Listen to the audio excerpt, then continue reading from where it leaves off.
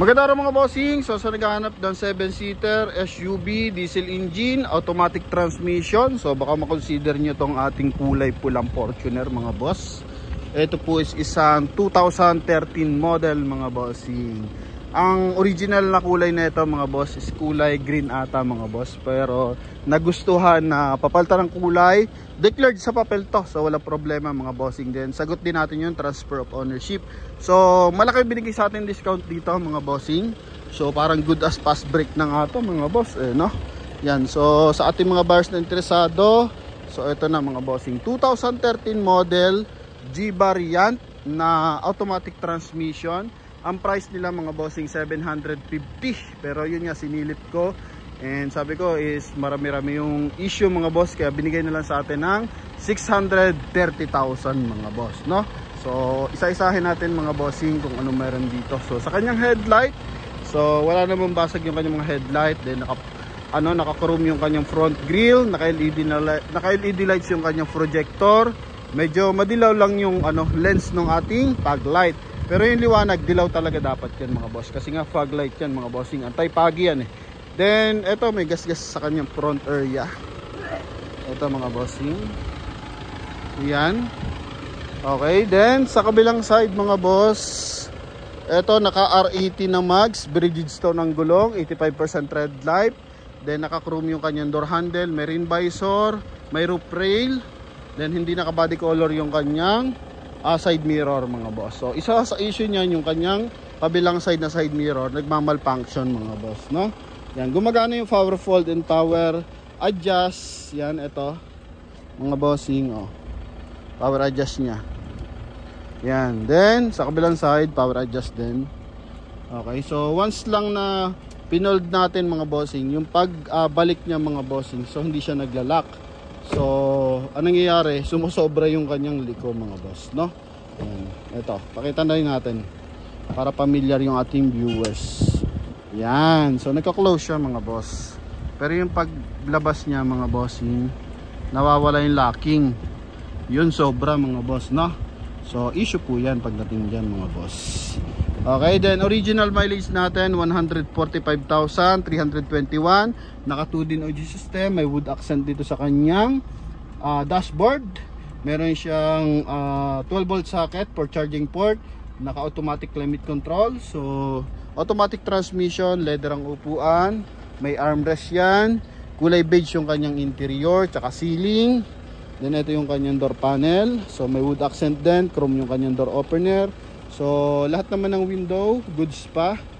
Yan, harap at likod, so gumagana yung power window. Okay, nandito rin sa front area. Yan, so wala tayong major issue dito mga boss. Then dito may mga normal na gas-gas na yan. Dito rin. Yan, then ito medyo nakaangat ng bahagya. Papalitan nyo lang to mga bossing na mas pulido. Then ito yung kanyang second row. Ito mga boss. Yan, then leather ang upuan, may armrest. Yan. Okay. Then next issue, ito wala na siyang grill. Then sa kabila maayos naman yun. So dineclare na lang natin lahat para transparent sa ating mga viewers and soon to be buyers. Sa likuran, walang basag yung mga headlight, may mga gas-gas lang ng mga tigko konti. Ito. Pero dito kasi may dent sa bandang taas mga bossing, no? Yan. Then dito may UP din. So sinasakyan to kasi ng mabibigat na bagay mga boss, no? And same time dinadala ng probinsya to, kaya talagang may mga gas-gas pa ng bahagya. Ito pa pala yan okay. So declared naman natin lahat yan mga bossing. Then ito yung kanyang compartment, 7-seater to mga boss. Yan, presentable naman siya, all leather ang upuan, malamig ang aircon mga boss. Okay, ito, so kita mo naman kung gaano magtubig. So pinaandar talaga natin ng matagal para na sa ganon makita natin and malaman natin yung engine bay. So sasilipin natin mamaya engine bay, pero yan nga, walang usok to mga bossing and wala rin talsik. So ito R18, gamit ng mags niya is pang 2018 model. So wala naman tama yung mga step board mga boss. Okay, dito lang Ito mga boss, paltan nyo na to kung sakasakali. Pero kung ano pa naman, ayos pa naman mga boss, gumagana. Pero kung mas gusto nyo lang ng presentable mga boss, yan, kasi umiipit siya. Ito yung nag-iipit dyan mga boss. Okay, then dito yung kanyang 7-seater. Angat natin. Yan mga bossing. So good for 7-seater yan. So sa mga interesado dito, yan, baba 630,000 mga boss. Okay.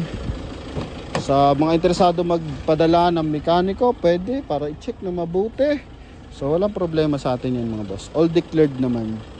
Okay, so dito siguro umawang to ng bahagyan, nilagyan na lang rugby. So yun, medyo may tapa ng konti. So hindi pinapolstery na maayos.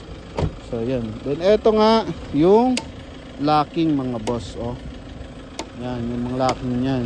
Nagpo-fold, nag-a-adjust, pero yung locking dito mga boss, so yun sira. Then naka-hood scoop. Yan. So yan, sisilipin natin yung kanyang engine bay.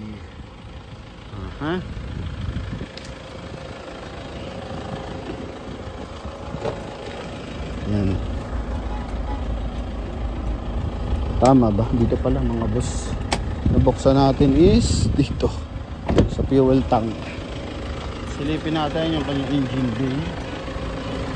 Boss. Iyak na popcorn. So ito yung engine bay. 2.5 liters D4D no? Diesel engine mga boss, no?